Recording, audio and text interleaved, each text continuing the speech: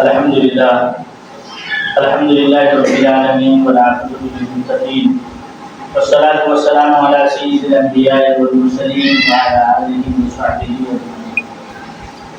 عزیز طلبہ، اللہ تعالیٰ کا احسان ہے کہ آج ہم لوگوں کا جو ہے روزہ امتحان ششماہی جو ہے اختتام پذیر ہوا۔ انسان کو اللہ تبارک و تعالیٰ نے خطا اور نسیان سے مرکب فرمایا ہے۔ سیدنا آدم علیہ السلام ہم سب کے بابا، جن کی نسل میں ساری انسانیت قیامت تک پیدا ہوگی، ان سے بھی خطا ہوئی تھی۔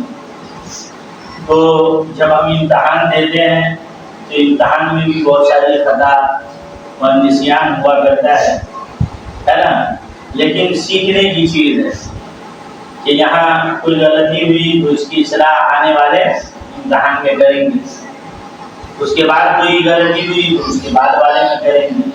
مایوس نہیں ہونا، ہمت نہیں توڑ دینا ہے کہ نہیں یہ غلطی ہو گئی تو اب ہم نہیں بن سکتے، یا اس غلطی کی اصلاح نہیں ہو سکتی، یہ نہیں سوچنا۔ یقیناً انسان جب محنت کرتا ہے، کوشش کرتا ہے کہ ہمیں ان غلطیوں کو سدھارنا ہے تو وہ غلطیاں درست ہوتی ہیں، بس ایک کوشش کی ضرورت رہتی ہے کہ انسان صدق دل سے کوشش کرے، اپنے اساتذہ سے، اپنے ذمہ دار سے جو ان کی طرف سے رہنمائی آئے، اس رہنمائی کے اعتبار سے اپنی خامیوں پر نظر کرے اور اس کو درست کرنے کی کوشش کرے تو اللہ تبارک و تعالیٰ آسان فرماتے ہیں اور اس غلطی کی اصلاح ہو جاتی ہے۔ اب آج سے انشاءاللہ سے روزہ تعطیل رہے گی، چھٹی رہے گی۔ آپ میں سے بہت سارے بچے ایسے ہیں جو گھر جائیں گے۔ اب گھر جانے کے بعد ہمارا وہی مشغلہ رہے گا جو مدرسے میں رہتا ہے۔ مثلاً یہ جس طریقے سے ہم مدرسے میں رہ کر کے 5 وقت نماز کی پابندی کرتے ہیں، گھر جا کر بھی ہم 5 وقت نماز کی پابندی کریں گے انشاءاللہ، ہے نا؟ ایسا تو نہیں ہے کہ یہاں 5 وقت کی نماز ہے اور گھر سے جانے سے معاف ہو جاتا ہو، ایسا نہیں ہے نا بھائی۔ نماز مدرسے کے ساتھ خاص تو ہے نہیں کہ مدرسے میں ہے تو نماز ہے اور گھر میں گئے تو نماز معاف ہو گئی، ایسا نہیں ہے نا۔ ہاں تو نہیں ہے تو اس کا مطلب جب گھر جائیں گے تو گھر میں بھی 5 وقت نماز کی ہم پابندی کریں۔ دوسرا کام یہ ہے کہ گھر جانے کے بعد روزانہ کم سے کم 1 پارہ قرآن شریف کی تلاوت کرنا ہے، ٹھیک ہے نا؟ اب 1 پارہ قرآن شریف تلاوت کریں گے، دلوں کے زنگ کو دور کرتا ہے قرآن پاک، دلوں کو روشنی بخشتا ہے قرآن۔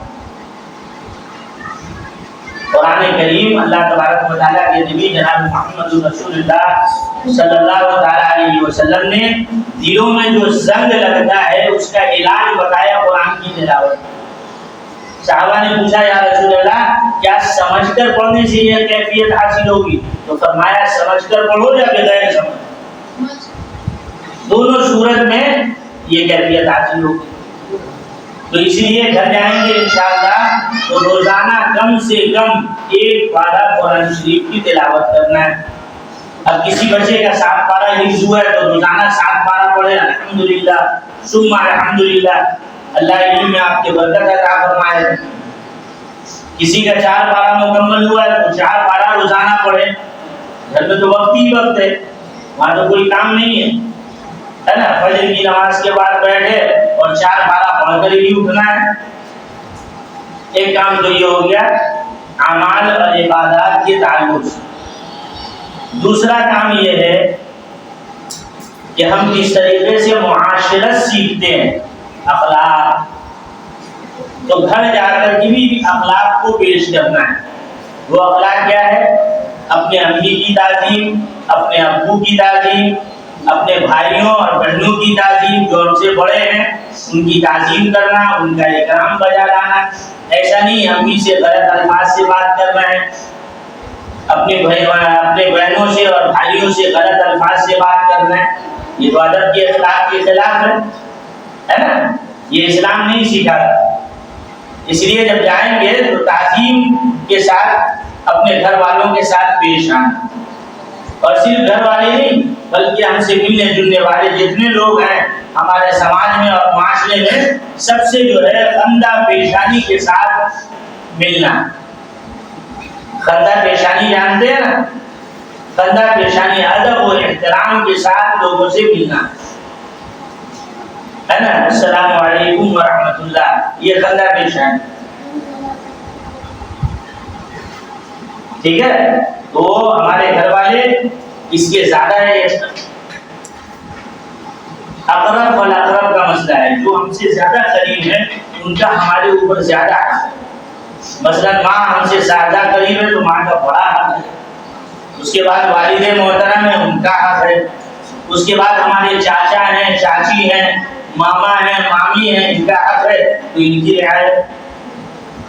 اقرب فالاقرب کے اعتبار سے خندہ پیشانی کے ساتھ ان کا احترام کرنا اور ان کی عزت کرنا ہے نا بھائی؟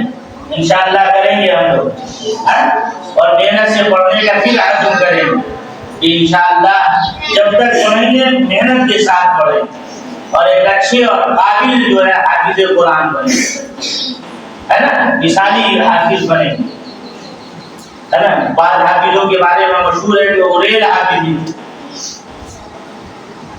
تو اوریل حافظ بڑی ٹرین کا ڈبہ ہے جس میں لوگ بیٹھ کر ادھر سے ادھر جایا کرتے ہے نہیں؟ ایسا تو نہیں ہے، یعنی قرآن اتنا یاد تھا ان کو، اتنا قرآن یاد تھا کہ وہ شروع ہو گئے تو ختم ہی نہیں، پڑھ رہے ہیں تو پڑھ ہی رہے ہیں، دیکھنے کی بھی حاجت اور ضرورت نہیں۔ تو ایسا کب ہوگا؟ جب ابھی سے میں ہماری محنت مضبوط رہے۔ اسی لیے ہم لوگ انشاءاللہ اس کی کوشش کریں گے۔ اللہ تعالیٰ آپ سب پر، ہم سب پر رحم فرمائے اور ہم سب کو اللہ تبارک و تعالیٰ اپنے دین کے تقاضے کے مطابق زندگی گزارنے والا بنائے، اور وہ محنت، وہ کوشش جو اسلام میں درکار ہے، مدرسوں میں درکار ہے، اس کوشش کی اللہ ہمیں اور آپ کو توفیق بخشے اور اس پر عمل کرنے والا بنائے۔ اللہ ہم سب کو عمل کی توفیق دے۔ وما توفیقی الا باللہ، وآخر دعوانا الحمد للہ رب العالمین۔